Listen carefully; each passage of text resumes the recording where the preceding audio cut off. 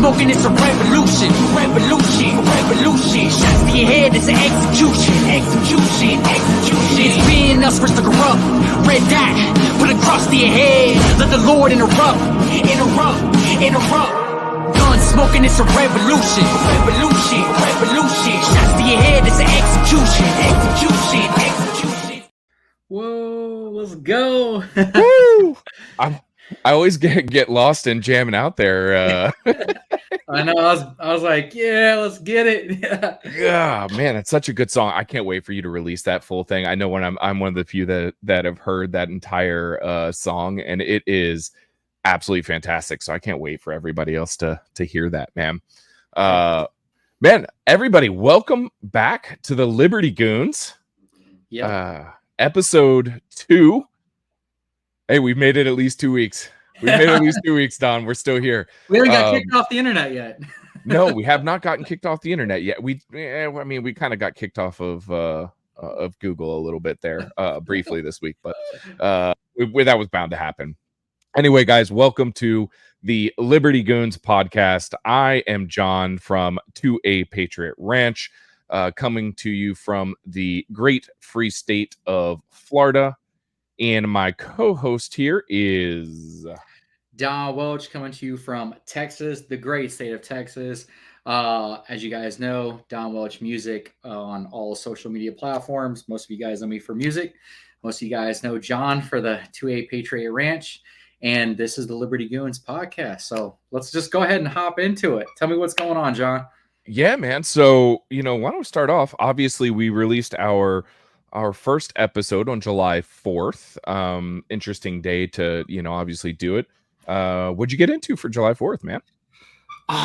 Well, we went downtown for a little bit. We got some barbecue, as you have to on July 4th, especially in Texas. Yeah. We checked out some fireworks, just piddle paddled around the park and got to, see some, actually got to watch a little bit of boxing, which was kind of cool outdoors at 115 fucking degrees. I'm sorry. Are we in enough to say that? I think we're far enough now. But yeah, it was cool, man. And obviously it's the greatest holiday that the world has to offer. Man, when you were telling me about the outdoor boxing thing, you look at Texas, South Florida, boxing outside, and those states is just, kudos to those guys. Yeah. Kudos to those guys. I would have tapped out just getting through the ropes. Right. Man, I had a quiet one. I did watch some fireworks at the end of the night from my balcony. My building is like 40 something stories, and so you can see basically all of Miami from it, and it's pretty cool because you can see like the fireworks going up from all the areas. I was going to say something, but I'm not going to say that now, where the majority of them were coming from. But I almost got myself in trouble right there. But earlier in the day, I went and did one of the most American things that you can do. A hot dog eating contest? No, you know what? Before I continue what I was saying, I'm out. You don't allow Joey Chestnut in, it's not a hot dog eating contest to me. Hey, we could have a whole entire podcast on that one too. I love that. I love that dude. But no, I bought a gun. Yeah, that's definitely the most American thing you can do on July 4th. Absolutely. I bought the TTI Combat from Canic. So it's a sweet gun. It is. I know. I told you I wasn't going to do it too. I told you I wasn't going to buy it, and then you turn right around and bought it. and I went and bought it. Well, I went in for a bolt gun and walked out with a TTI Combat. So I mean, whatever. Hey, well, the only thing that would have been more American than that? Shooting it as well.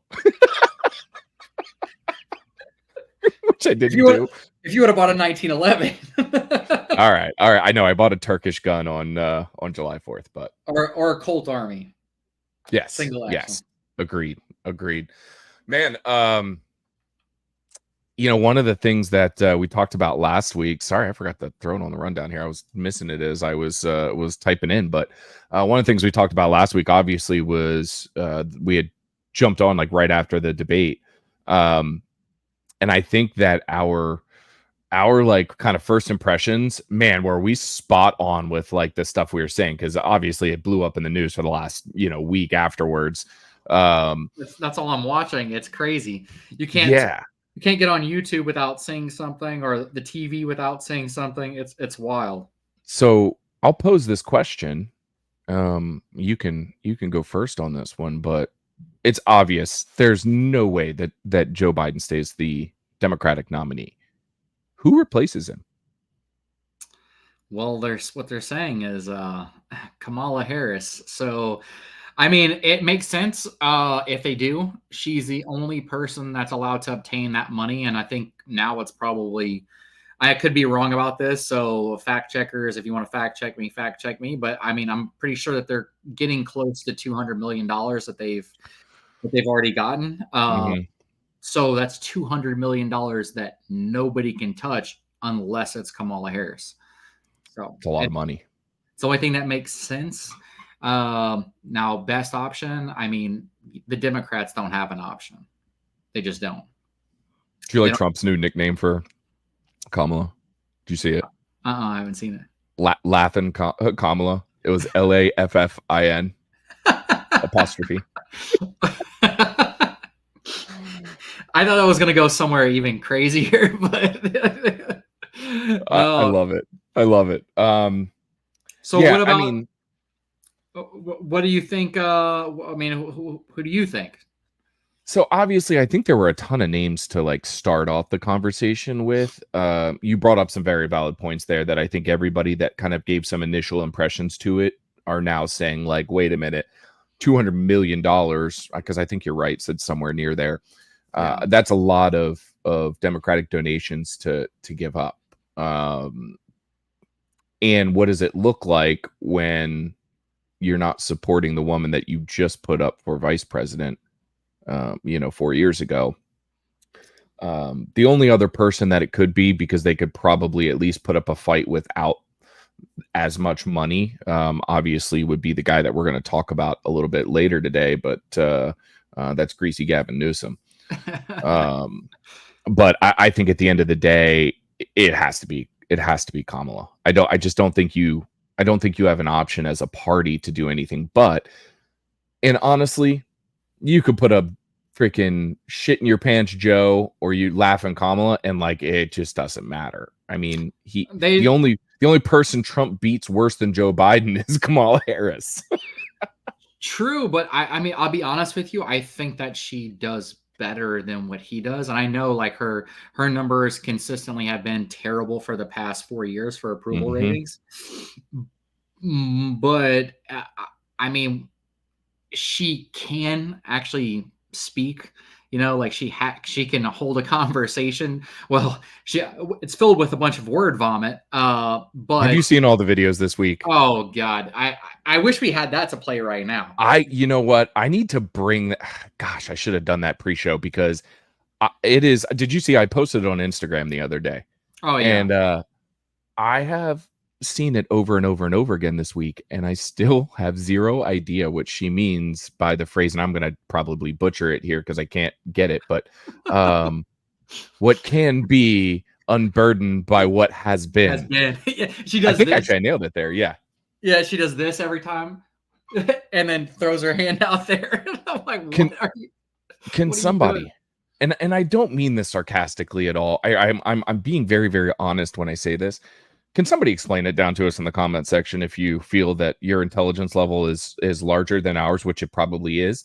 Can somebody explain it, please? Because I consider myself I'm an idiot sometimes, but I'm a smart idiot, and I have no idea what she's saying. She's trying to be philosophical and trying to come off as intelligent, but she's the queen of word salad. I mean, and that's literally what that is. It's just nothing but word salad. How about her fake FaceTime call? Oh, did you see that thing? God, bro. So she said, "I'm out here in these streets." It's almost as bad as Joe Biden pretending like he's going to have Thanksgiving with a black family or whatever. I don't know if it was Thanksgiving or what it was. And he's like, oh yeah, you like watermelon and chicken? I was like, Kamala Harris is out there in those streets. I uh, mean, she was in San Francisco. That's how she got her job. But yeah. I mean, they're gonna pander, and Democrats are yes. great at pandering. I mean, that's what they do. Did you see her introduction of Joe on July 4th? Oh my God! Did you see him today? I want to know when he or on 4th of July. Actually, when He said ho ho ho. and somebody put up the thing and they're like, the meme came true, and it's like Joe Biden with the Santa Claus hat on. It says Happy 4th of July. Well, and I don't know if you remember all of the far right like bumper stickers and stuff. It said "Get rid of Joe and the hoe." Oh my God, dude! I mean, but yeah, she said July 4th. He said Happy July 4th, ho ho ho. Oh man, I'm kind of like scared to watch this Stephanopoulos interview that he did. I think it's going to be. Let me tell everybody now. It's going to be 100% perfect because they're going to take 15 hours to fucking film it. Maybe 2, maybe 3 days to do the whole thing. And then they're going to chop it up and make sure that he looks like he is on par, doesn't fumble. If they have to go over questions 5, 6, 7, 8 times to answer it right, they will be answered right without him pausing or anything like that, because they're going to put him through, they're going to put him through everything in order to make sure that it looks great for TV. The Democrats are going to fail, and they know that, so they're trying to do cleanup on aisle dumbass, essentially. So that's what they have to do. I'm going to have a different take than you on this one. You think they're going to feed him to the wolves? I think Stephanopoulos is going to take him down, or at least attempt to. I don't know if he's going to succeed. I think that the media got so exposed that now the only way that they have to save face is to be a part of the downfall. And I'm going to say, here's what I'm going to say. I'm going to say it's going to be a mediocre interview at best. It's not going to come out gleaming for Joe Biden. I don't think that it's going to be what Stephanopoulos wants it to be, which is a takedown. I think it's going to come moderately close. I saw just like a screen grab from it that they like were previewing or whatever. It looks like Joe Biden used some of Donald Trump's self tanner. But debate night, you were showing the picture last episode, and he was like completely white, and he's got like an orangish tone to him. So they definitely peppered him up with either makeup or tanner or something. But I have a different take. I actually disagree. I think that I think they're going to try to take him down. Yeah, I mean, they might. I mean, I just don't know what good it does for them. To be honest, I really don't. Just for the simple fact, if they do take him down, then they know they're going to have Kamala, which maybe that's what they want, but they don't have a true other option. And I started thinking about this the other day, actually, after we talked about it, and I was just like, look, $200 million is a lot of money. It's a lot. And I don't know if they want to give that to Kamala, but maybe it's perfect for them. Maybe they're going to take this as an L. And they realize, hey, we're gonna end up taking this presidential election with a massive L, and it's time to we'll re-clean up everything on the end, and they'll just attack Trump, and then we'll hope that they'll be able to maintain the Senate, and they'll hope that they can win back Congress. Maybe that's what their plan is. To be honest with you, I don't know. I mean, it's kind of what I said to you before, which is I think that is the plan. I think they know now that Donald Trump is going to be the next president of the United States, and they're going to have to set themselves up for 2028. And as I've told you twice now, Greasy Gavin and Tulsi Gabbard are going to come riding in on their white horses to save the Democratic Party. Whoa. So you think Gavin Newsom and Tulsi Gabbard together? Either separate or together. That would be pretty crazy. And honestly, it would be genius if they brought in Tulsi Gabbard. And I'll tell you why. She's a female, for one, right? And she plays off the moderate. And Correct. that they know that their party is taking massive L's because they have leaned way too far left. Because essentially, who's been running this whole presidency has been the far left. It's been AOC and the gang, essentially, is what it's been. It's been the squad. All these crazy, insane policies. That's where they're coming from. So, I mean, she would be a perfect fit. Probably more than Gavin. I know that they would love Greasy Gavin in there, but I don't see Gavin winning any of the Midwest states. None of them. And he sure as hell doesn't win the South. We'll talk about this a little bit later. Yeah. I got some more feelings on it. Anyways, I want to talk to you though. Yeah. About the Trump immunity case. Woo! I got thoughts, brother. I got thoughts. So tell me what your thoughts are on everything that's went down. Yeah, so just to catch everybody up in case you've been living under a rock for the past week or so, Supreme Court came down and gave some limited immunity to presidents.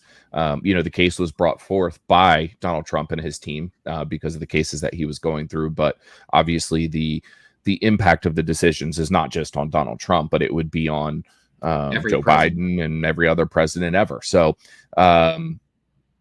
basically gave him limited immunity to include anything that was done within the official functions of the presidency, but did not give him immunity for anything outside the official duties of the presidency. Yeah, essentially anything that's personal acts. He doesn't have immunity for that, which makes perfect sense. And I mean, in my opinion, it's like, how can you act as a president without having some type of immunity? So, I mean, let's be honest. I mean, if it was Obama, for example, and he didn't have presidential immunity, I mean, look what all the charges that could be brought upon him. I mean, he literally had American soldiers killed, and he knew that it was going to happen. So, yes. I mean, they would just come back and drill him for that. I mean, they could drill Bush. I mean, every single president probably ever in the history of America. I mean, they could, they could smack with charges if that wasn't the case. Yeah, I mean, I think at the end of the day, what it did was it basically destroyed the January 6th case against Donald Trump because of the decision that had come out the week prior for some of those other J6 defendants. Those charges were going to be thrown out. And then now, the president was acting in an official capacity with whatever he did that day. So that destroys Jack Smith's case there. I think there's also some even the New York case. Same yeah, thing. I mean, they're challenging the New York case. The only one that gets a little tricky there is because some of that happened prior to him actually officially becoming president. So we'll see how that plays out. True, but with the information that they used, so the evidence that they used was actually a large chunk of it was after. And he never actually got hit with any charges. He's never been, I mean, yes, he's got a felony, but they don't have a felony for anything. Like they never actually gave pure examples of what any of these felonies actually were. Well, no, I mean, that's a whole nother thing. Like, I mean, that's obviously going to get overturned on appeal. I think that obviously it already delayed. They asked for a delay in sentencing in there. So that's been delayed until September, I believe. Yeah. And then I think it throws this classified document case into a just a non-starter. I mean, it happened in official capacity. So And I mean, I'll be Uh, honest. I'll be honest with them. They're super lucky that this is the case mhm. because we know that Trump's going to end up being president, and oh my God, the amount of stuff that they could just. I mean, I don't know who the attorney general is and who's going to be head of the FBI and blah blah blah blah blah. But I mean, the amount of stuff that they could hit the Bidens for would be unbelievable. So, Unbelievable. mhm. The only thing that kind of does work in our favor is that most of the stuff that the Biden family is being accused of right now and what Joe may or may not have taken a part in happened prior to his presidency. And there was no vice presidential immunity decided. Yeah, true. So, I mean, Yeah. that could also go through the courts. But, I think that this is a huge win for Donald Trump. I mean, I Um, think it's a huge win for every president from yes, from the past to the future. Past, present, and future. I mean, it's just and it's the court ruled it the exact way that they should have ruled it. I mean, yep, I agree. I agree. I mean, you look at George Bush. Look at the lies that George Bush and Dick Cheney peddled to the American people. Obama, Clinton. I mean, you Yeah, could you could go on forever. I mean, yeah, they're all full of it. I mean, at the end of the day, like I try to tell people when I vote for somebody, I'm looking at who's gonna who's gonna be constitutional, hmm right? I don't want somebody to go after my gun rights. I don't want somebody to go after my freedom of speech. You know, um, and then is the economy going to be good? What's your, is inflation going to be through the roof? These are the things that I look because these things, in all honesty, it's the only thing that any of us should be voting towards correct. because it's the only thing that actually affects us, other than going to war. I mean, those are the biggest things that affect all Americans. So I don't. Popping one in for the homie. Yeah, so I mean, it doesn't really matter to me. Like, I don't care. You can say, oh well, uh, it's like them saying, oh well, them showing like the lies of Trump. They're like, Trump's not the greatest president. Not every single such and such has said this. And it's like, okay, this stuff is stupid to even talk about in the first place. I don't care. What I care about is, was I living better underneath Trump or was I living better underneath Biden? And my whole world and existence was 10 times better underneath Trump. And that's every person in America. And I don't care if you're like the hardest core Democrat on the planet, you're lying to yourself if it wasn't. And like you started off saying, who's going to trample on my rights less? I'd prefer not at all, but who's going to do it less? Exactly. And I mean, unfortunately, I mean, they all tend to here and there, no matter who the president is. hmm I mean, that's just the way it goes. which kind of goes into the second set of Supreme Court decisions that came down. So the court decided to not take up some of the AR-15 Cases out of rifle Illinois. and magazine ban cases, and that. Once again, we talked about this last time with some of the other cases, but the left is like kind of looking at this as a win. It's not a win for them. Basically, all the court said was it's not time for us to review this yet. It hasn't been through the entire court process and a determination made for us to then step in. So even though I disagree with them and that I think the court is stepping back at a time when we need it most, I understand what they're saying. Well, that's just how the Supreme Court works. Uh-huh. I mean, I didn't expect it to go I mean, either. unfortunately, and unless courts were found on, or unless cases were found on merit, they're sending them back. I mean, that's just how it's. At least the past 4 years, that's consistently how it's been. They haven't taken up any cases that the merits weren't already found on. No. And the thing about this is, I think we actually did get a win out of this. Just for the simple fact of what Thomas Clarence wrote in his brief. Clarence Thomas, it's fine. Yeah, I mean, towards the what is it? What are they, the ninth? Are they the Ninth Circuit Court, or are they the second? Yeah, Ninth Circuit. Ninth Circuit, No, no, right? no. Oh, that's Ninth California. Circuit's California. Okay. So whatever circuit court they are, I can't recall off the top of my head. So many circuits. Yeah, I mean, essentially what they told him was, "Hey, idiot, this is the most popular rifle in America, and keep playing around games, and we will take this up, and we will smack your rulings down if you don't rule properly." So Yeah. I mean, I could not agree more with you that I do consider it a good thing what happened, not a bad thing. I think on top of Chevron deference and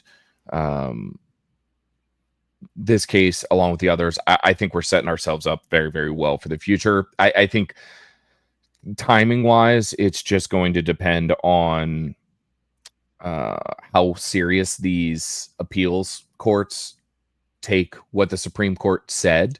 it's going to be 6 months to a year, and we know that. Yep. So, I mean, it's unfortunate because these people are losing their rights for this allotted amount of time. And they really are taking the brunt of things. I mean, Illinois and California have always been, and New York, those are the three states that have typically been taking the brunt of everything when it comes to, fighting for these rights. Unfortunately, they consistently lose all the way up until they get to the Supreme Court, correct. But it takes years. It takes years for them half the time to. Oh, yeah. I mean, and that's even if the Supreme Court even takes it up. Yeah, this process is very, very long. It was funny. I was just thinking, I think I have an AR back there that has a bullet button on it from California still. I have one of the little magnetic inserts that are now illegal out there. You can't use them, but I'm in Florida now, so I'm good. So craziness in that state. Man, speaking of rifles and ammo. Outdoor Vista. Yeah. Yeah. Vista Outdoors. This has been an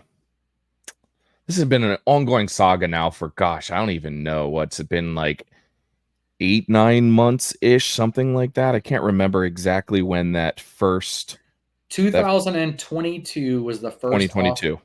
That was the first one that they were offering on September sales. 2022. And that was through CSG. Yeah, Czechoslovakia group. Yeah.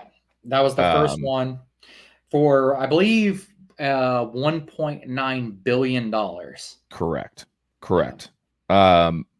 Just to bring every viewers up to speed on this, Vista Outdoors is one of the largest ammunition suppliers in the world. They own brands like Federal, Remington Ammo, not Remington Rifles, CCI, which is Blazer. They own powder companies. So one of the largest ammo manufacturers in the world. Vista Outdoors also owns a slew of other companies, from Blackhawk to Bushnell to, the list goes on and on and on. So they were looking to sell off initially their ammo business, which they segmented into a group called Kinetic Group within Vista Outdoors. So they were looking to just sell that off. And then there's been some competing bids that have come in from other companies. You and I were talking about it earlier. This kind of all started to unravel when the Czechoslovak group made the bid, and then they have to go through this regulatory process because of the Foreign Investment Act. Yeah, and that's kind of where they got held up at. Yeah, that's where it's held up right now.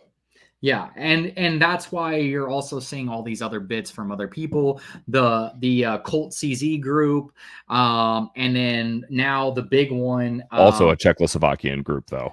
Yeah, also, which unfortunately they bought the when you think of America, you think of as Colt or Smith and Wesson, and the CZ group bought Colt. So correct. Colt is no longer made in America, and if you guys didn't know, that's a little fun fact. Well, not so fun for us since we don't want to see our own companies, American homegrown companies, leave to foreign entities. But Then now we have MNC, I think is what it is, right? MNC Capital. Yep. MNC Capital, which is a Canadian investor group. They're trying to buy it. We also don't want to see them buy it, which I think they've offered the biggest. I think it's like $3.1 billion. Blame Canada. Yeah. Blame Canada. And trust me, guys, we don't want any of these groups to own, American ammo companies or anything. We don't want them to own any of our companies, period.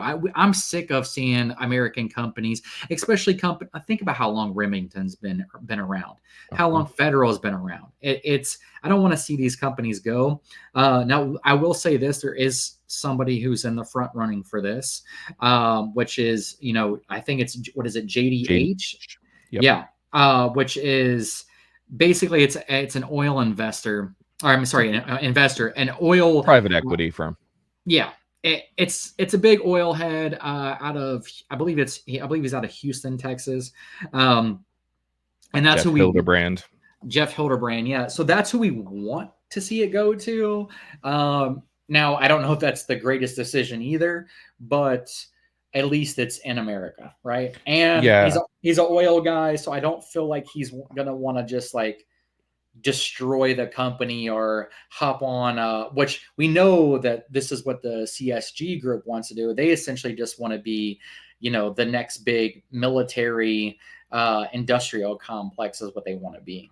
Yeah, and I mean, the bid comes in right around. There was a slight premium, so 1.96 was CSG's bid.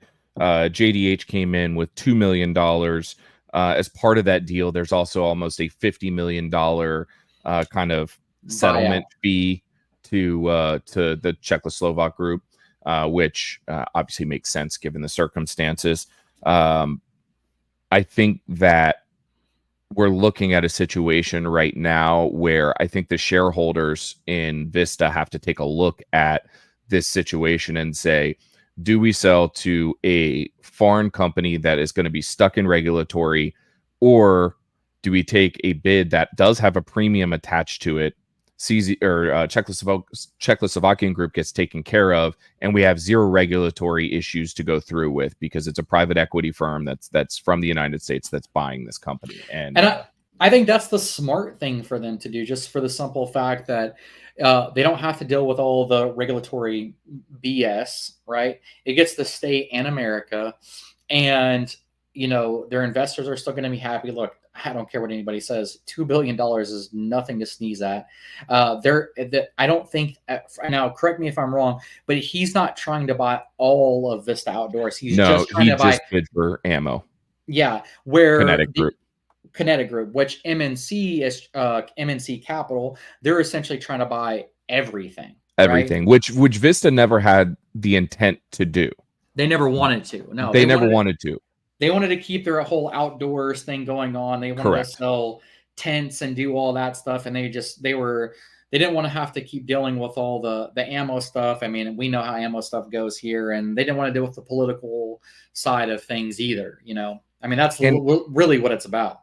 It does. That's exactly what it breaks down to. That's a good analysis there. And we do have to, as 2A guys, we got to get this sorted out because it's kind of causing some turmoil within the ammo industry. And I don't know that the ripple effects have completely been felt yet on this. Obviously, I think when a deal is finalized, no matter what, it's going to send some ripples into an industry that has had way too many ripples over the past. What are we looking at now? 4 or 5 years, actually, really since COVID. So 4 years. And God, I don't even know if you're allowed to say that on YouTube anymore or Spotify, but whatever. Because I'm going to get censored again. But it's an industry that has just been decimated. I mean, you have gotten to the point where you make your own ammo now. Yeah, I mean, and here's the thing. So, I mean, I do make my own ammo, but there's a reason why I started making my own ammo is because the ammo prices were getting way out of hand. It was when I started getting into it, primers were still, you could get primers still for around $4.99 for 100. You could still get powder for $25. Well, for a pound. For at least for 9mm, just to throw it out there, Winchester Auto Comp as one of the things that I use, because it's open guns and I shoot matches. But now that's $50 a pound. So it is literally doubled, and it's doubled in the past 6 months, doubled, which is insanity. And now primers are $8 for 100 now. So I mean, they've gotten close to doubling as well. I mean, it's just getting really, really expensive. We know that, they were essentially, Vista Outdoors said that they were not going to be selling Alliant powder anymore, or that they were going to have like a huge, I guess they were going to sell it, but it's going to have a massive spike, something like a 30% increase, which is crazy.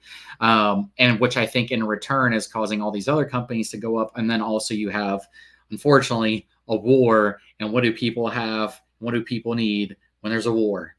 You need gunpowder. You need ammo, which is where's the company with the first bid? Oh yeah, Czechoslovakia. Makes sense, right? And I'm not going to get too far into the political ramifications, but a lot of the companies in those necks of the woods, so to speak, is that a Whataburger cup there you got? Oh yeah, man! Come on now, Texas. I haven't seen one of those in a while. I have a buddy that works for them. S&B is from Czechoslovakia, another very, very large ammo producer. So if this went through as it is, a majority of the ammunition, especially in smaller cartridges, would be made outside of the United States. That is not a good scenario. So it wouldn't be made outside of the United States. Well, sorry. It would be production would be controlled from groups outside of the United States. Which is scary because I think, okay, so in case you guys don't know this, and I don't even know if you know this, but so this is the first time that a president has ever signed the Small Treaties Firearms Act, okay? Which Joe Biden. Okay, now it's always been a thing. I think that America's even the person who even came up with this whole, Small Arms Treaty Act, right? And essentially what that does is it says, hey, you can only get so many guns per year. You can only get so much ammo per year, except we're the United States. We're giving you guys the middle fingers. We get whatever the fuck we want. And this is the first time ever that a president has actually signed off on that.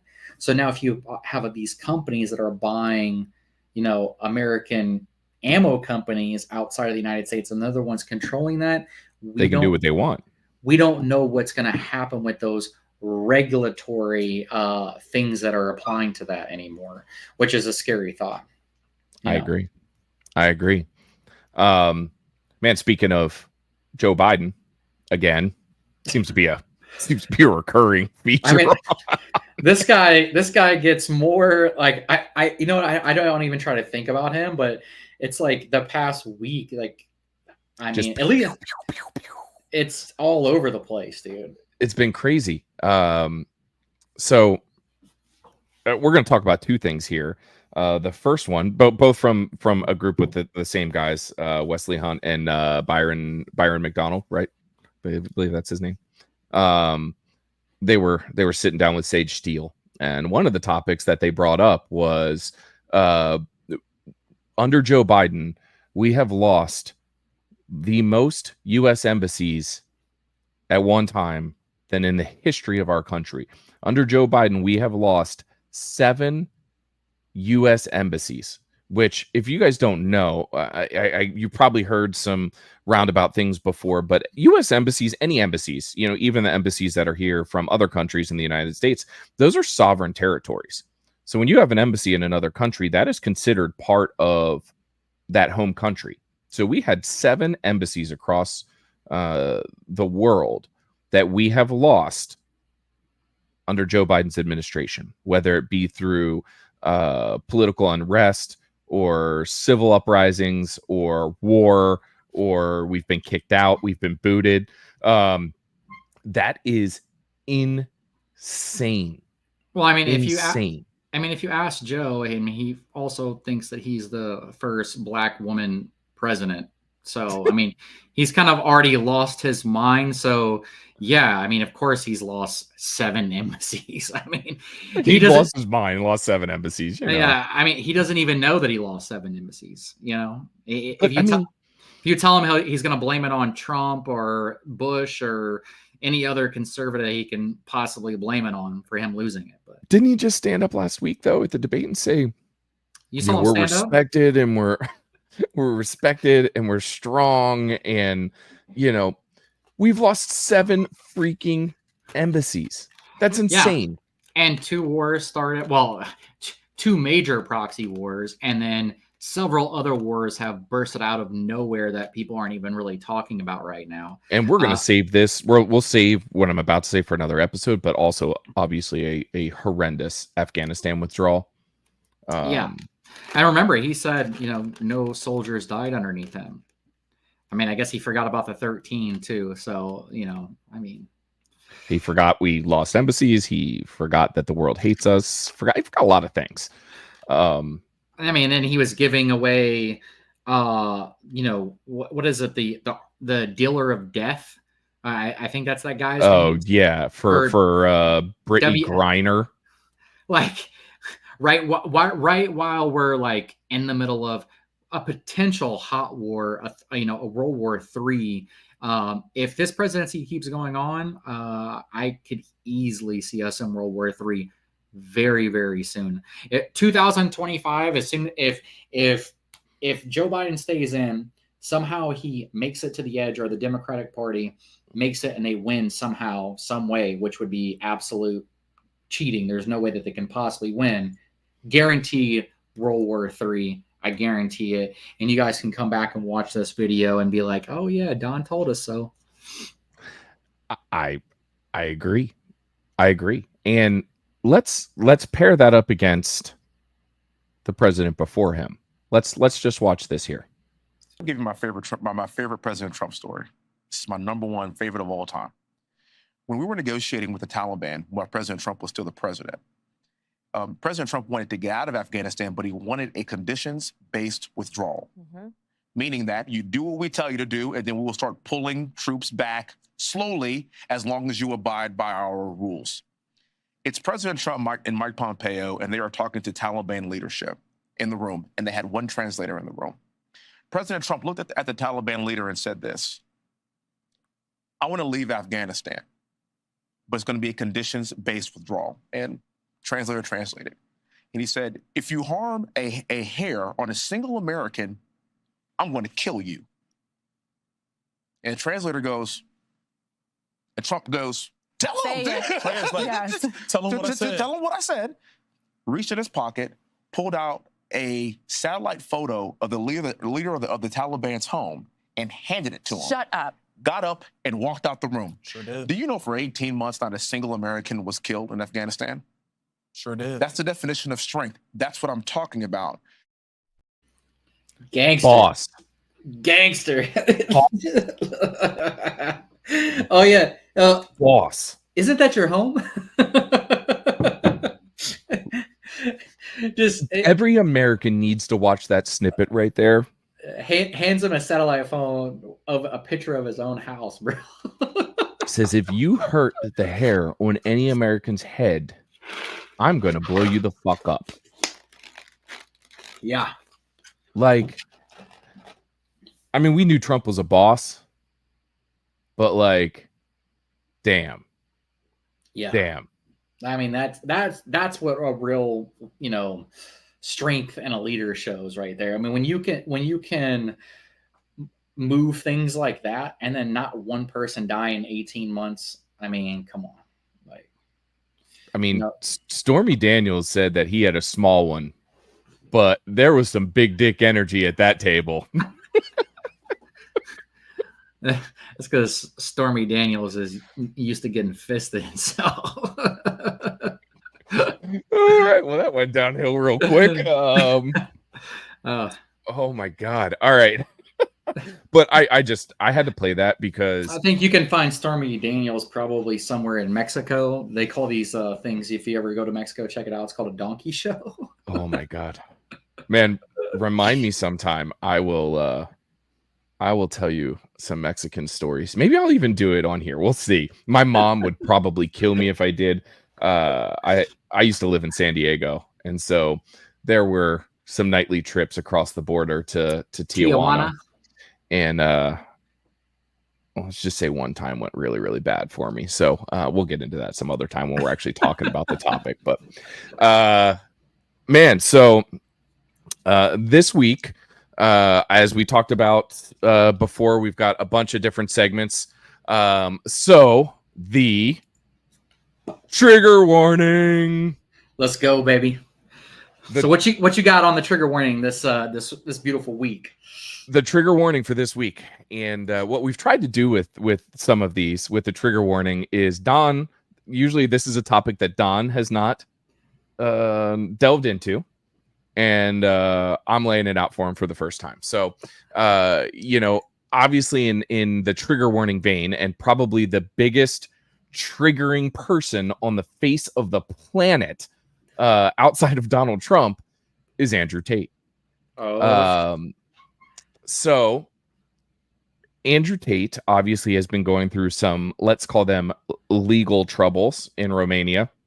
He and his brother were arrested and charged with basically sex trafficking, kidnapping, some other various charges. And they were in jail for quite a while, as I'm sure most of you know. It was made national news. Just this past year, they were allowed to go home on house arrest. So they've been at their home in Romania. They've done a bunch of interviews from their home. Michael Franzese was there, I believe. I believe Tucker went there as well. Yeah, and I believe somebody else went there too. And I'm trying to remember somebody else big, and I can't remember who it was. Well, just today, the Romanian courts have decided that Andrew and his brother Tristan are free to roam about the EU, which is huge for the Tate brothers. Huge. I wonder why. Yeah, give me your thoughts. Tell us why do you think Don Welch? Because they know all the accusations on him are bullshit. I mean, and I don't know Andrew Tate, and I mean, whatever Andrew Tate is, all the way across the pond, as some people will say. I don't know him like that, but I mean, it's pretty clear to see. I mean, I'm pretty sure what was going on is he was offering women these jobs, I guess like an OnlyFans job, if I recall right, and he was just profiting off of that. Which there's lots of people that do that. There's women that do that and bring in a bunch of other women. It's kind of like I don't want to call it a Ponzi scheme, but that's essentially what it is. Like, it's like basically being like an online pimp, you know. And the women that are involved in this case have said we were nothing but good things. Yeah, we were not sex trafficked. And I don't think that was the case at all. I think that they were just saying, hey, he has a very big platform. I will put you on this platform and you will pay me a percentage of whatever traffic comes through to you.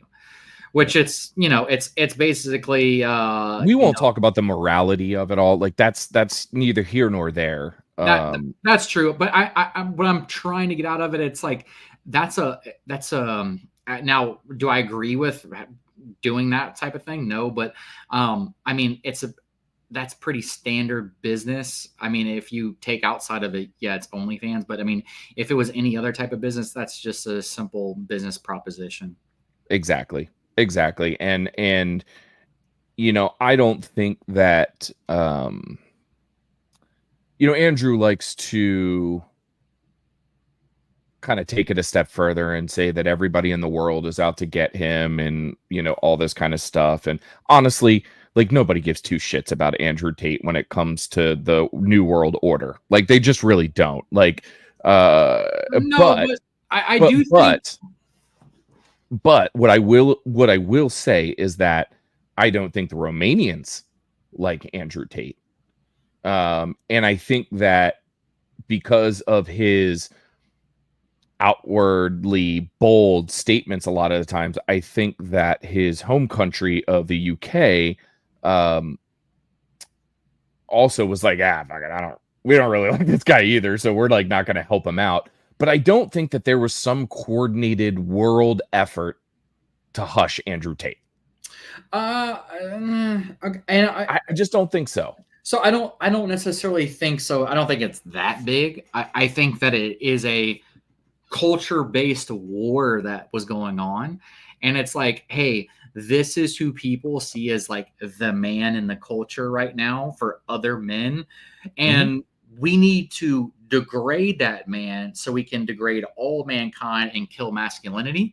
So I think it's more of a culture propaganda war. I don't necessarily think Agreed. I don't think it's like this you know, are people going to show up to his door and kill the man? I don't think it's that. Like, I don't think it's that, to be honest with you. It's not like the cabal is going to take him out. No, I agree with you that, you know, silencing Andrew Tate had some positive effects for people that would like to see that kind of information not out there, without a doubt. Yeah, and I think that the Romanians were used as a patsy in the whole, you know, game of it. But unfortunately, the one thing I will give Andrew Tate and his brother is that they're extremely intelligent, and you got to be just as equally intelligent to really ensnare them. And unfortunately, it's just not working this time. Yeah, and it's a messaging war at the end of the day, right? Who can get on top of the message first, and who can say the message better. And it's no matter if I agree with everything Andrew Tate does or doesn't do, what he's great at is messaging.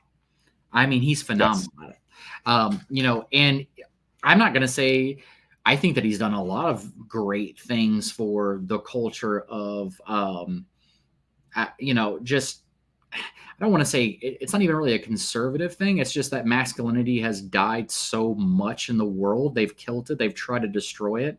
And I think that he's like a big, I'm not even saying that I think that Andrew Tate's this big masculine, like brutal guy that's just, you know, badass. I think that he just has a massive platform and he speaks his mind. And because of that, and because he, you know, he tells, I mean, he says exactly how he feels. Because of that, I mean, he's gained obviously a lot of fame, and he's became, you know, an artist when it comes to his own messaging and what he wants the world to see him as and see his business as, and, you know, see men as. And I think that's the big thing around it. Yeah, I agree with you. And you know, Andrew Tate is a full subject to, and a full human being to dissect as in total. I am happy for Andrew Tate and his brother. I believe that this is a railroad at the end of the day. I'm glad that they are getting some of their freedoms back. If I had as much money as Andrew Tate, given the fact that I don't know what lengths all of these people will go to really actually get him, I would probably take my money and go to a non-extradition country, and that's it. I'm out. Like, I'm leaving Romania. Come get me, motherfuckers. I mean, I think if you had that much money, like a normal dude would probably be like, yeah, I'm going to disappear. It's Andrew Tate, though, so a little bit harder. True. But I mean, if it was, he can't stay quiet. Yeah, that's true too. But I mean, if it was somebody like me and you, we probably have like you know, 1,000 acres, and I'd be gone. Just be bullshitting all day out on property and having a good old time. You know? Yeah, I would be 100% gone. I will say that, you know, to wrap up my feelings on it, I like listening to Andrew Tate. I can only take small doses of him. It's very hard to listen to Andrew Tate for 2 hours. Like, it's very, very hard. Yeah. But some of his interviews are very candid. I think he has been more open as of recent with some of his thought processes. I love him and Piers Morgan going back and forth. I think it's fantastic for the world to hear. But I'm glad to see him and his brother. I mean, Piers Morgan's a commie at the end of the day. I don't care what anybody says, but you know, I thought their conversation was good, and I think it was good. I think that Pierce does do fairly fair interviews with most people.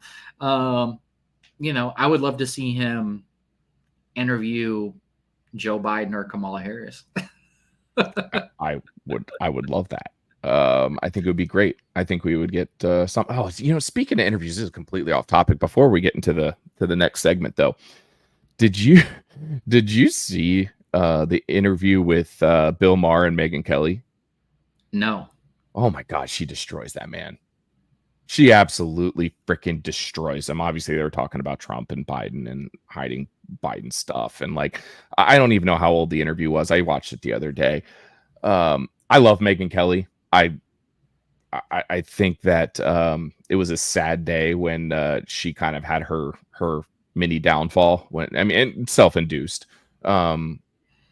But she destroys Bill Maher, and he looks like a shell of himself in this interview. It's fantastic. You get a chance to watch that. I will say this. Speaking of that, I mean, kind of on the same topic here, but have you noticed that with Fox, right? Anybody that gets bigger than Fox, Boom, gone. They're gone. Bill O'Reilly, Tucker Carlson, Megyn Kelly, yep. Glenn Beck.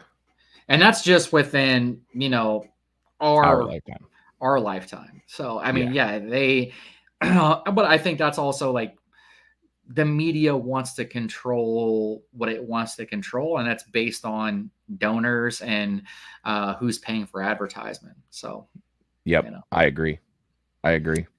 And, you know, CNN will do all the, they'll do all the mouth talking and mouth breathing essentially for advertisement money. I mean, they have, you know, no morals when it comes to that. Zero at all. Yeah. All right. Don, you do a great job introducing this segment. So take it away. This is the watch list.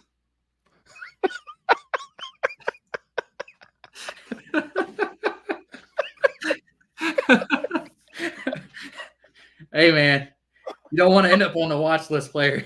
You do not want to end up on the watch list. Oh my God, man! I'm actually doing this whole segment like this. So that was fantastic, dude. I said this last time, but I actually can't remember if I said it on the actual episode or not.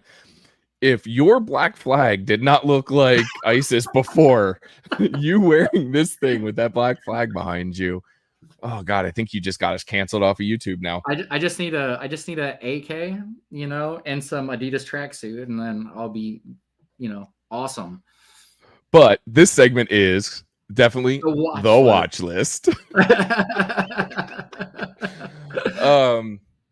Thank you for that great introduction here. So each week, we are going to choose a new person to add to the Liberty Goons watch list. We all have ended up on watch lists ourselves, and I'm sure some of you feel that way as well. So we decided to fight back, and we are creating our own watch list. So last week, Don and I added Tulsi Gabbard to the watch list and got into a very interesting discussion about Tulsi and her thoughts. And this week, we mentioned this guy earlier in the episode. We're adding Greasy Gavin Newsom. Oh, Gavin. So what's going on with Gavin? All right. So Gavin deserves, you know what? He could have been the first one on this list.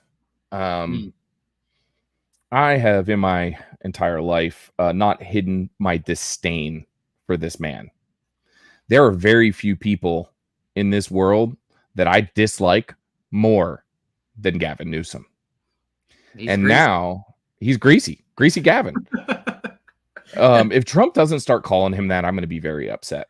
Dude, he's the king at, you know, making up names for people. I don't see how he hasn't caught on to this already. We're trying to give out him like, you know, here you go, dude. Like here's the perfect, you know, nickname to slander this dude.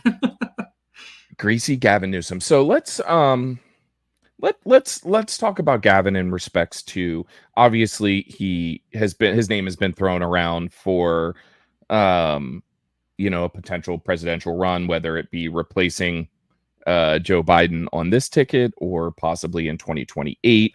He awkwardly did a debate with our governor here in in Florida with Ron DeSantis, which was just like a wild experience. It was hosted by Sean Hannity too. So I mean that was like a wild experience. I mean, Gavin got cooked. He got cooked. Cooked. Is your hat getting a little hot there? It's driving me nuts. I'm gonna wear it the whole time, but I'm sweating to death. Oh my god! I got this big light on me. I'm like, keep moving. I'm like, oh my god. This is fucking killing me. I'm not a good bad guy.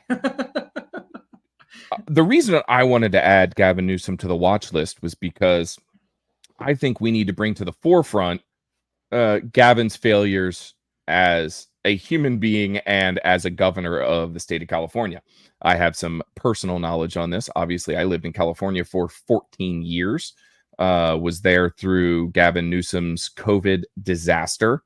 But let's just run down through our top 10 list of Gavin Newsom's failures. Coming in at number 10 is one that I think most of America is familiar with: homelessness. Oh, he's great at that. So, despite spending more than $20 billion to combat homelessness, it continues to be an out of control issue in the state of California.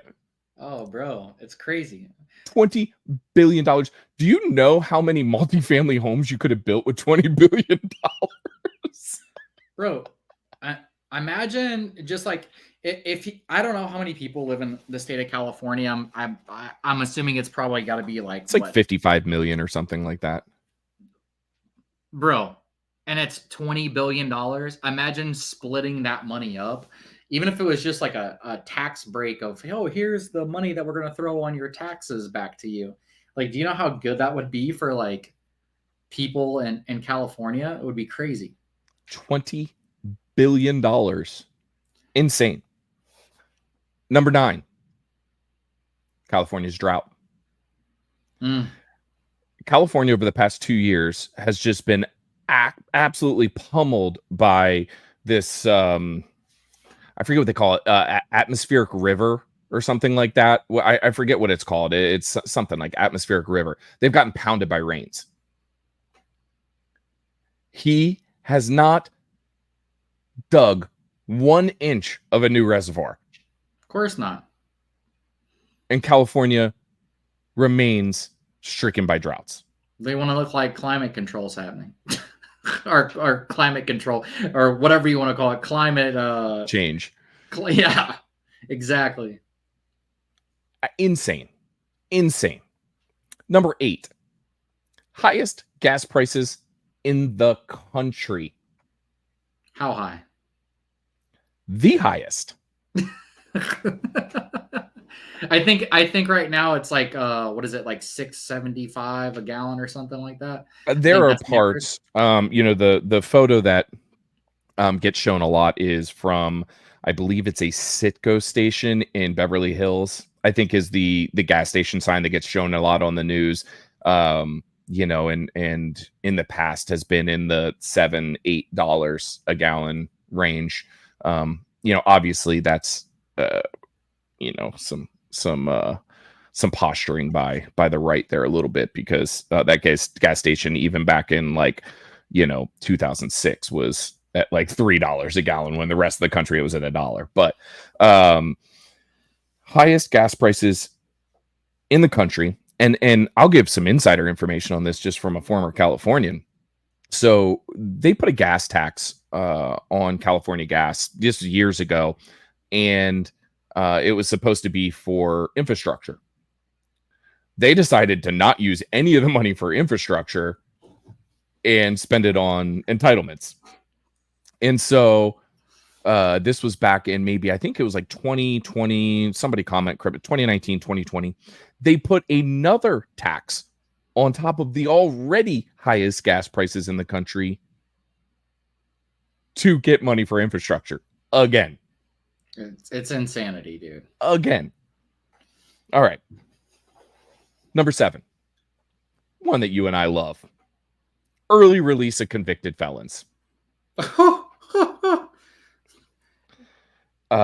This is from I believe it's the California Senate Republicans here.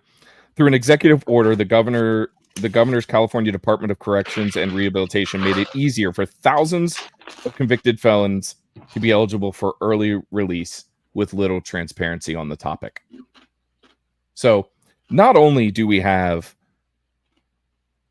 some failed Soros-backed prosecutors and DAs in California, all of them, that are just failing to charge any criminals. Now we just have, go ahead. I think you served enough time. Just go ahead. You can just leave. Bro, it's crazy, man. I mean, the amount of crime that comes out of California is wild.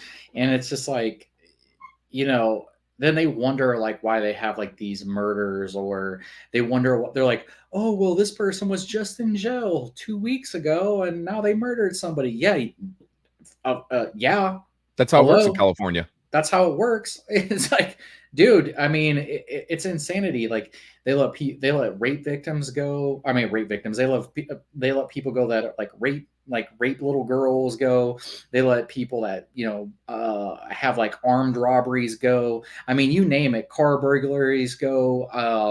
I mean, the list goes on of drug traffickers go. I mean, it's insanity, the amount of crime, and they don't want to look bad. So what they do is, yeah, they'll get arrested for a little bit and then they'll get let go because they don't want to look like they have so many people in jail all the time. I mean, that's really what it comes down to. Yes, that's what it comes down to. Yeah. Number 6, education failures. Listen to this statistic. You're going to love this one. Viewers, you're going to love this one too. This is my favorite one, I think. According to statewide test scores released by the California Department of Education, 2/3 of California students failed to meet math standards, and more than half of California students did not meet the state's English standards. Wonder why. Let's ponder that subject. Oh, it's bad. It is of no surprise that the educational system in the state of California that is pushing everything but math, science, and English would have the worst test scores. And you know what? I believe that they spend 15 to 1 compared to any other state in America on education. It's something close to that. And they do not want school choice, which is crazy, which would fix all those problems. It would fix it would fix many of the problems, correct? Many of the problems, yeah. Because then you would let those people that really wanted to succeed. And I mean, their whole argument is, well, we don't want people to be, to fall from the wayside. You have 2/3 of people that can't pass standard math. It's like they've already fallen to the wayside. So might as well try to save what you can save out of it. I mean, how many kids do you think are in the public school system in the state of California? We said that the population is 55 million. What, 5 million maybe? Something like that? I have no idea. I'm just taking a guess here, but how many kids are in the school system? It's got to be more than 5 million. If it's 55 million, it's got to be 10 million. Yeah, I would say closer to 10 million. 10 million. Yeah. 6 million of those kids can't pass standardized math test. It's insane, dude. That's insane. It's absolutely insane. While you're going to bring up the next topic, I'm actually going to look this up. Yeah, look that up for us. Number 5, businesses fleeing California. Stanford University Hoover Institution study reveals that businesses are leaving the state twice as fast as years prior. Businesses forced to flee are taking revenue, jobs, and opportunities with them. Why would you keep your business in the state of California? Why would you do it? because look at what was it called? Was it the FAST Act? Is that what it was called? FAST Act, I believe. It was the minimum wage for fast food workers. Yeah, I think it was called the FAST Act. that sounds right. The minimum age or minimum wage for fast food workers in the state of California is now $20. That's insane. That is absolutely insane. Do you know who is not included in that? Have you heard this story? No, I have not. Panera Bread. Panera Bread. They were marked down as a bakery. Do you know why Panera Bread was not included? No. The owner and CEO of Panera Bread is great friends with Greasy Gavin Newsom. Oh, how interesting. Yeah. Number 4. EDD. Not ED. EDD. Newsom ordered California's businesses to shut down, leaving hundreds of thousands of Californians unemployed. We're talking about COVID here. In a disorganized scramble to get out unemployment benefits, Newsom's Employment Development Department sent out $33 billion in unemployment fraud. Insane. $33 billion in unemployment fraud. Let's add the previous number we had talked about, the 20 billion in homeless funds that nobody knows what happened to. We are now at $53 billion of what could be classified as fraud. That's basically what they've spent on the Ukraine war. It's insanity, dude. It really is. It's insanity. Number 3. This also one of my favorites because I was there during this time and obviously caused an uproar. The French Laundry scandal and the NFL Stadium Suite scandal. So during the coronavirus surge, Newsom attended a swanky dinner at the expensive French Laundry, even though he had discouraged Californians from traveling during the holidays and partied maskless in an NFL luxury suite despite state masking orders. Rules for thee, but not for me. Mm-hmm. This caused Californians to lose their ever-loving shit. Yeah, I mean, the thing is they didn't lose it enough. Because if they did, then, when they had their, their re-election thing that they had? Oh, the recall election. The recall election, then they would have voted his ass out. Well, yeah, I mean, I could go. I worked on the campaign to oust him. Just in full transparency there. I guess I should have made that transparent at the beginning of the watch list. Number 2. This is something that mainly Californians will be interested in, but obviously I think it plays a factor in a lot of things. But wildfire prevention efforts. An investigation said that found the governor overstated by an astounding 690% the number of acres treated with fuel breaks and prescribed burns. Newsom claimed that 35 priority projects were carried out as a result of his executive order, which resulted in 90,000 acres being treated, but the state's own data shows that the actual number was 11,399 acres. Dude, so this is what kills me. Okay, so I remember when they were having all these wildfires, right? Okay, in Florida, for example, right? That I'm not going to say where we are in Florida, but he has a place that's close to where my family has a place. We'll just say that. Okay. The summer times, there's always fires. Okay. Always fires. Okay. So these people know that they have to clean all the dead that's off the ground, because if not, you will have wildfires. Mm-hmm. California has refused to do any pickup, any cleaning from the ground at all. And that's why you have these massive forest fires, because these people are so environmentalist that they won't go pick up the fucking dead logs and leaves off the fucking ground. The underbrush. And some dumbass decides to flip a cigarette, and then the whole fucking, the whole forest is on fire. The So, number one reason for California wildfires is forestry mismanagement. yes, 100%. 100%. No doubt Maybe about it. I have a buddy that works for, I believe it's Cal Fire. I'll find out. Maybe I can get him on because he is an expert on this subject, and it's something I'd love to dive into a little bit more. We should definitely have him on. I would love to know Yeah. more. Number one failure, and this is obviously, I don't know if it's number one, but we'll call it number one. The high-speed rail project. In his first state of the remarks in 2019, first day of the state remarks in 2019, Newsom declared his intentions to pull the plug on the massive public works failure known as the high-speed rail. Since then, he has flip-flopped and has been pouring billions of taxpayer dollars into this money pit. Mm. Do you know how many miles of this high-speed rail work as of today? Zero. Big achievement. In the same time that Newsom has been working on this and the state of California has been working on this, they've been through like 3 or 4 executive directors because it's all been like bad. They've been embezzling and all kinds. It's been like awful. We built a bright line from Miami to Orlando. The same amount of time. It's fantastic. It's insanity, dude. The amount of mismanagement that California has, and then people still just eat it up and go to the ballot box and vote for that type of like just stupidity. Just still, it blows my mind. I think it blows the whole rest of the United States mind as well.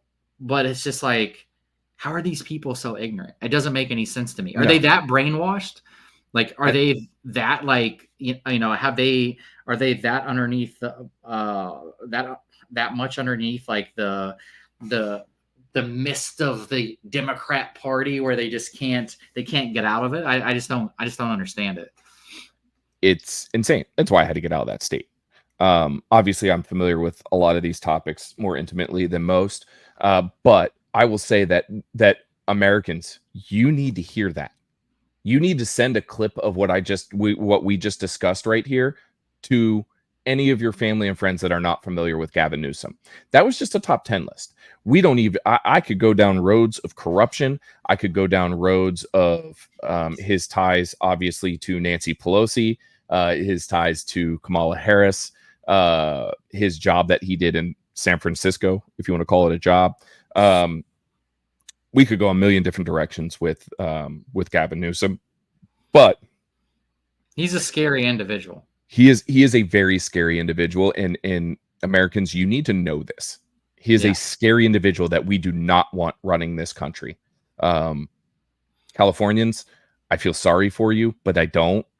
You've asked for it time and time again. This is the same state, though, Don. You are 100% correct. I don't get it because this is the same state. This was back in maybe 2000. Let's call it 2016. I can't remember. They put 2 ballot measures on the ballot. One was, do you want to have a plastic bag tax? That was the first question. So taxing the use of plastic bags. The second part to that question was, do you think that the companies that collect the tax should keep the tax? Insanity, bro. Insanity. Both measures passed. They passed the plastic bag tax, and like CVS just keeps the 10 cents for the bag. It's like, what? Oh my God. They make 0 sense, man. I mean, every time I've ever been into California, as soon as I like touch down, I'm like, please, dear God, let me leave. Like, please let me get out of here as quickly as possible. I have so many friends in the state, and I don't know how they stay. You know, a lot of my super conservative friends have left. I have friends that have gone to your neck of the woods. I have friends that have gone to Nashville and Virginia, and a lot have gotten out. Unfortunately, a lot of people just aren't in the position to do that. You know, they have jobs that don't allow them to, and they have family that are there and they don't want to leave them. And I understand. Just please don't do to the United States what has been done to California. That's my pleading to everyone. That's what we say. Don't California my Texas. I mean, that's like that's a common saying here. Make America Florida again. So, Gavin Newsom, you've been added to the watch list. Let's go. Yeah. So, John, tell me what's coming up, man. Yeah, dude, I love ending our shows with this because I think it gives a little bit of an insight to what we've got going on. I think one of the things that is going to be big for us. So GOA is holding their first ever conference and show. It's called Goals. It's going to be held on August 17th and 18th in Knoxville, Tennessee. And the Liberty Goons and 2A Patriot Ranch are going to be in attendance. Somebody has entrusted us with media credentials. I don't know who would do that. Who the fuck thought that was a good idea? But we are going to be there at Goals along with a ton, pretty much you name your favorite gun tuber, your favorite 2A person. We are all going to be there. It'll give you a chance to, if you see us, stop us. Let's chat. Let's talk 2A. Let's talk Constitution. Let's talk Liberty Goons. Like, I highly encourage you all to go. It's called Goals, August 17th and 18th in Knoxville. One of the other things that we have going on, and you can check it out down in the description, we now have merch for sale. It is fire stuff too. It is fire stuff, Mr. Don Welch. Hey, you know what? I still haven't gotten anything yet, so that's gotta be coming to my crib real soon. Because I mean, we gotta wear that on the show, dude. That gear is just too fire. The gear is too fire. Check it out. Click the link below. We've got some Liberty Goons hats. We've got some Liberty Goon logo T-shirts. We've got a watch list T-shirt. Pretty fire.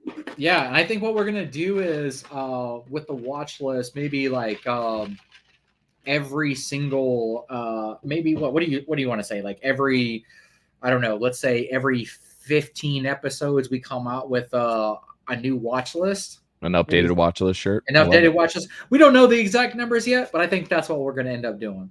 So, I like it. Yeah, I like it. We're just spitballing as we go here. Kind of makes it limited edition. You know what I mean? You either get one or you don't.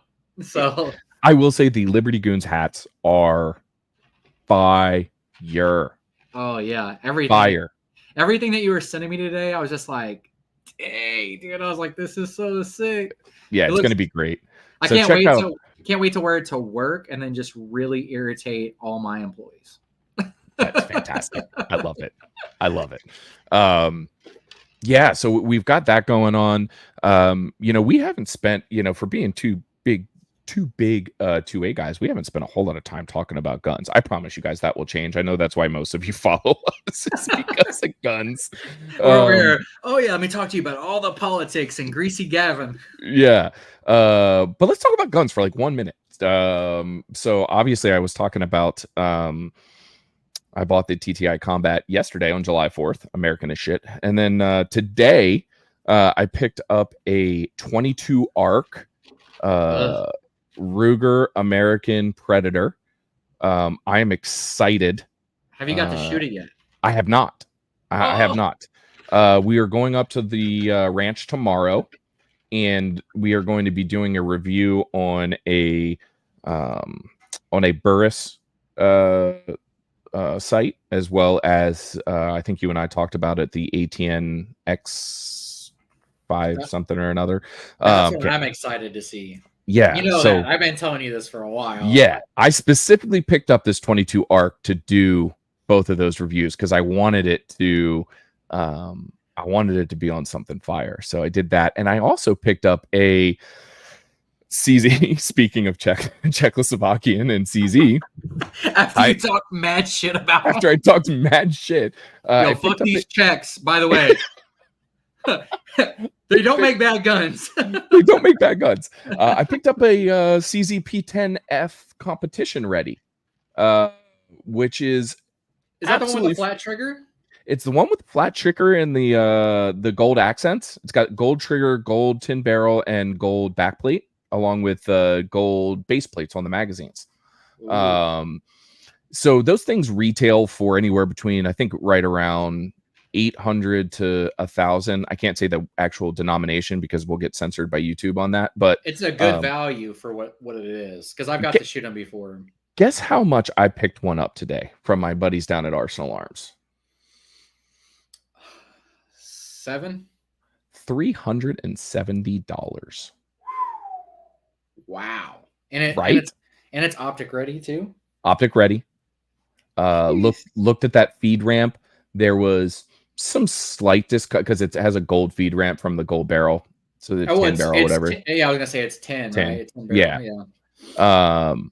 You could see a little bit of discoloring from it having being fired. I would say, if I was guesstimating, maybe 50 rounds. It's just nothing at all. Have you tried to polish it yet? I haven't. Just put a little rag on it and pipe it down with some oil, and I bet you it comes right off.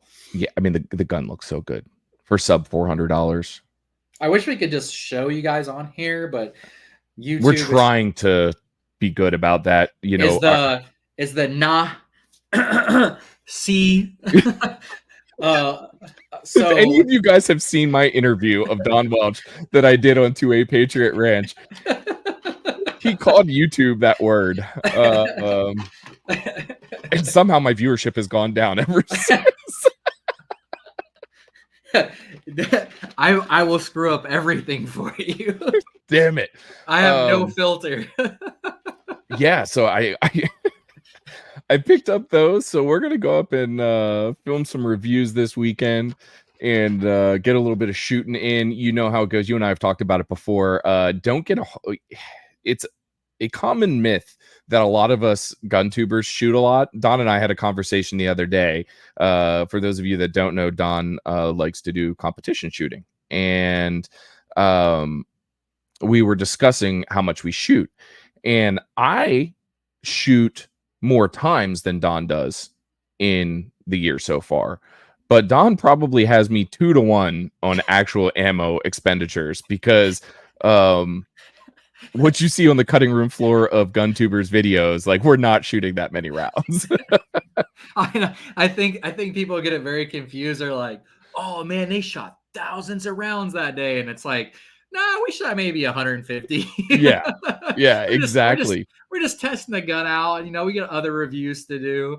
And me, it's like, I don't get to shoot. Maybe I shoot once every 2 weeks, but I go dump 1,000 rounds in a day, legitimately, sometimes more depending on, the scenario or the situation, especially with matches or, level 2 matches, which are, if you guys are competition guys, you know what I'm talking about, but 12 courses of fire. Usually they're a 1 day, or you can do everything you can do everything in a 2-day event, or you can do everything in a 1-day event, which is very draining. It's it ends up being 8 hours on a shooting range. So imagine just pulling the trigger for 8 hours. That's essentially how many rounds you're putting down range. Right. A lot. Right. Yeah. Man, what are you pimping this week? I pimped a lot of stuff last week. What are you pimping this week? As far as what, guns?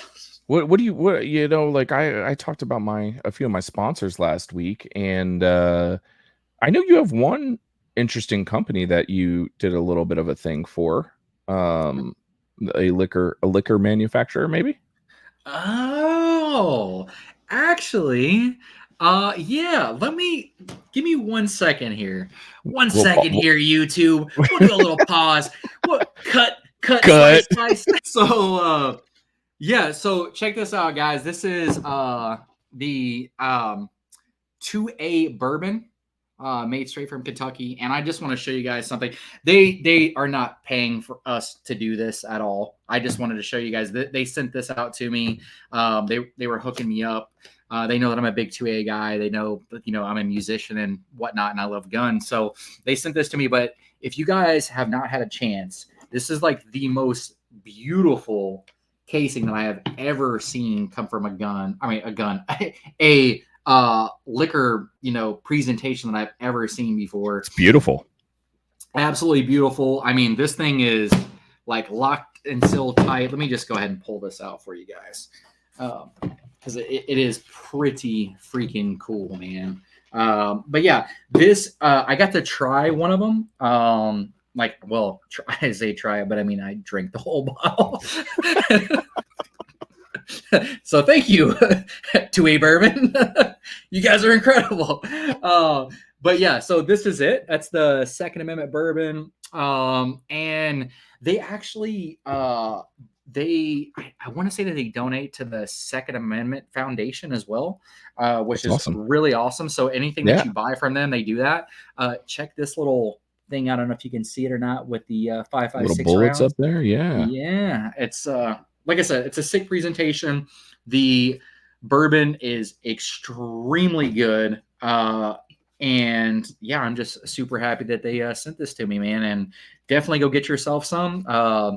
Bourbon is Americans drink. That's what I always say. So if you're not drinking bourbon, then you're a fucking Russian drinking vodka or some weird shit. I don't know. I don't know what's wrong with you. It definitely is. I figured you'd want to talk about that one. Yeah, this is actually, I'm going to be honest with you. So I've gotten a lot of gifts from a lot of people in my day. I mean, actually, this right here is probably one of my other favorite gifts. A follower of my music, he sent this to me. He did this whole thing for me. The backside of it's even cooler. It's got a super sick message on it. But yeah, I mean, these two things are probably like my favorite things that I've ever gotten from anybody. It's Super really sick. cool. I support 2A Bourbon because you do. Hey, 2A Bourbon, if you guys are watching this, hook your boy up. Hook my boy John up, man. He's as 2A as it possibly gets, and he would love to have some bourbon. In fact, 2A Bourbon, listen to me. We are going to be in Knoxville. I'm pretty sure you guys are going to be in Knoxville for the GOA Summit. So if you send us a bottle, if you send John a bottle, we will do a podcast while drinking your bourbon, and I will get his first impressions on the podcast. And we might even have some special guests come on as well. I would almost guarantee it. So, and we'll let them try it too. So we're just throwing that idea out there for you. I'll send you guys this little clip here for the Liberty Goons podcast. But yeah, we would definitely love to do that for you guys. Awesome, man. I got a couple things to pimp this week. I did a video posted on 2A Patriot Ranch. I believe it was like earlier last week from a company called Tate. They basically send out subscription boxes with tactical stuff in it. Really cool box. I don't know, Don, if you got a chance to watch that video, but they sent me a rail, a rangefinder, a t-shirt, a grip, Die Free Company, their Kung Fu grip. It was some really, really, really cool stuff. So I want to try the Kung Fu grip. I have yet to try it, and I've seen it on a lot of things, but I really am interested in that grip. So I think I'm going to I was talking to you earlier today. I'm going to be building a 6mm arc, and I think I'm going to put that Kung Fu grip on the 6mm arc. Yeah, but Tate, their plus box, it's like valued at $275 worth of stuff, like anywhere from like $240 to $300. It costs, I think, it costs about $140. So you're getting like $100 worth of extra value in it every single time. If you use the code 2A Patriot, though, you get a free EDC kit worth $65 that's thrown into it, which is pretty badass as well. So head on over tackpack.com. They have two different levels. They have like their standard, and I believe that comes in right around $60 a month. They have their plus version that is like the more upgraded one, and use the code 2A Patriot for their free EDC kit. The other thing I pimp every chance I get, we talked about it last time, but if you do not have self-defense coverage and you are everyday carrying out there, you are doing it wrong. My friends over at Right to Bear are the people to do it. Don, you mentioned last time it costs you about the cost of a pizza each month, a Domino's pizza each month to have self-defense coverage. They are the people to go through. There are some other false prophets out there in that business, but right Kennedy. there, yeah, Tim Kennedy. These guys keep it real. There's no levels. There's no tiers. It's not like, hey, if you pay $13, you get one coverage. If you pay $50, you get another coverage. It's straight up. Everybody gets the same coverage. They're an association, so you're a member of the association. I believe mine comes out to like $17 a month or something like that. And you get covered in case, you know, in the inevitable event that you have to use your self-defense weapon, whether it's a knife or a gun or whatever. You know, they're getting you lawyers and all that kind of stuff. So it's really, really good. You can go over to protectwithbear.com, use the code 2APR to get yourself a special discount.